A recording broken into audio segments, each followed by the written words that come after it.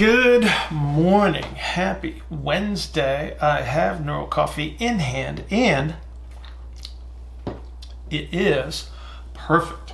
All right. Very solid Wednesday. Started it with a message from my good buddy Jim Ferris. Gave me a rattle the cage message and therefore put the sweatshirt on. It's a little chilly. Perfect day for rattle the cage. Thank you, Jim Ferris. Respect the shield. Okay. Today's Wednesday, means tomorrow's Thursday, which means that tomorrow morning, 6 a.m., Coffee and Coaches Conference call as usual. These are great calls, great group of people, great questions. Please join us, 6 a.m., grab your coffee, and we will have a great time as we usually do. Going into today's Q&A. This is from Shourya. We had a chat about some endgame narrow strategies, and I think endgame narrows tend to be one of the harder representations for us to work with because number one, they're biased towards ER. Number two, they have all superficial strategies in play, and these are the people that are going to be accused of being swaybacks. And one of the reasons why I think that it's so difficult. So you're looking at somebody that has this posterior lower compressive strategy that's pushing them hard into an inhaled externally rotated representation. If the ischial tuberosity becomes in line with the femur as that sway would occur, the posterior lower glute max actually adducts or pulls the femur towards midline if we're using traditional terms of adduction. Adduction is actually internal rotation. Under this circumstance, though, it's an externally rotated representation, which creates a lot of problems for people because you think about an endgame representation, that's somebody that would be anteriorly oriented and then they got the sway under, and so you have to create a posterior orientation. The mistake that people make is they drive a posterior orientation under this scenario, and all they do is emphasize the compressive strategy in the posterior lower aspect of the pelvis, and then they wonder why they don't get their internal rotations back when they're trying to drive internal rotation in like a hook line position or something. Or so people put things between people's knees and they say, okay, squeeze this, and it's their assumption that because they're quote unquote adducting, which they're not, they're actually externally rotating in that position because of the proximal representation of the femur. So you'll get a representation that looks kind of like this before you do that activity. So you have external rotation at the hip, you've got internal rotation at the knee. So if they're squeezing something between their legs, they're actually externally rotating at the hip. Thus, you get big external rotation return, no internal rotation return, which means you got a spinal compensatory strategy. So that's where you're you're actually ERing in the spine, and you're not internally rotating at the hip. So the first step you have to achieve is moving that ischial tuberosity back away from the femur. And this is what we discussed as part of today's Q&A. So I think it'll be helpful for a lot of people that are struggling with your endgame narrows. If you would like to participate in a 15-minute consultation, please go to askbillhartman@gmail.com, askbillhartman@gmail.com, and put 15-minute consultation in the subject line so I don't delete it, and we'll arrange that at our mutual convenience. Everybody have an outstanding Wednesday. I will see you tomorrow morning, 6 a.m., Coffee and Coaches Conference call. So I had a question about the narrow archetype, someone with a narrow bias. So in, their A to P compressed, you get some posterior expansion. So we're restoring some ER. And like endgame narrow, so right to left, bring them back. I have a little bit of trouble understanding anterior compression and some strategies to reduce that, or to, I guess maybe that's like restoring the IR.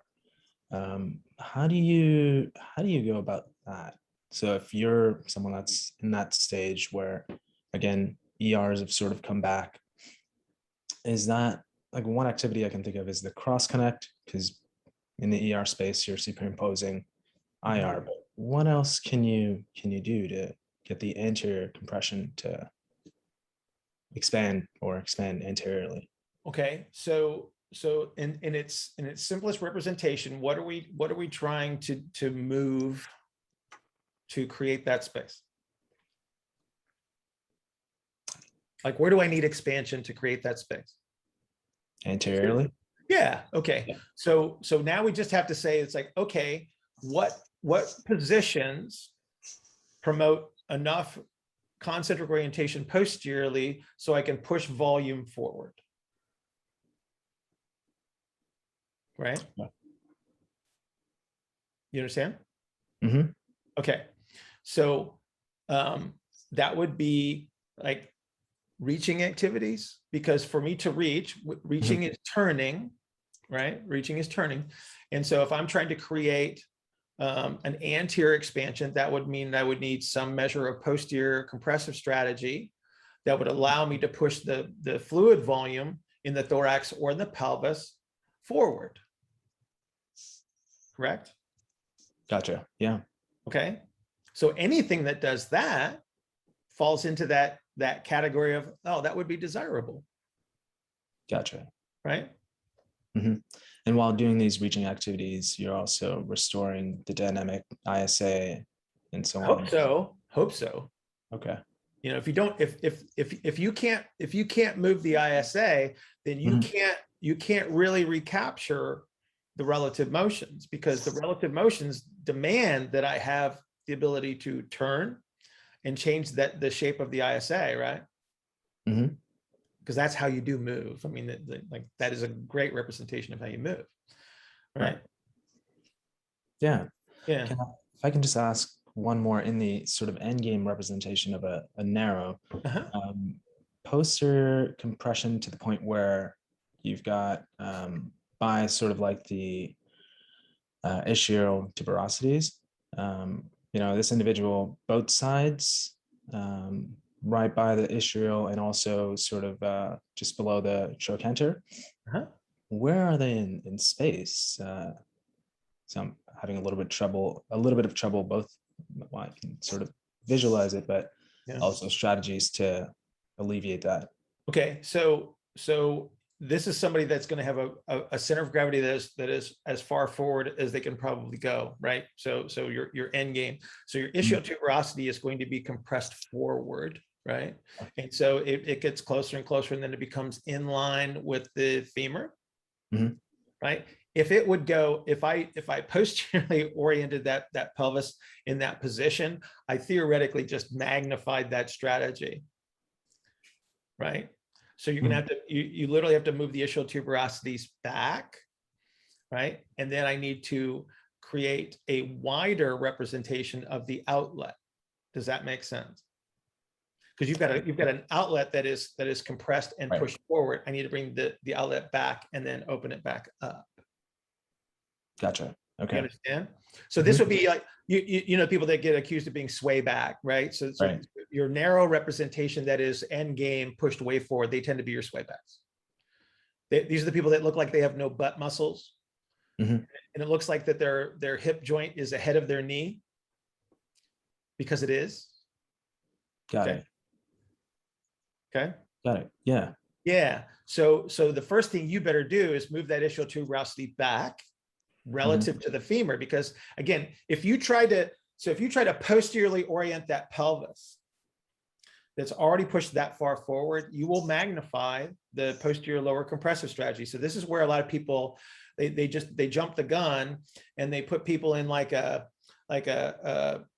literally they put people in a posterior orientation on somebody that would love for you to posteriorly orient that pelvis, right? And they end up with a spinal compensatory strategy because they didn't get relative motion in the pelvis at all, right? You've got to create, again, it's a reverse engineering of the position.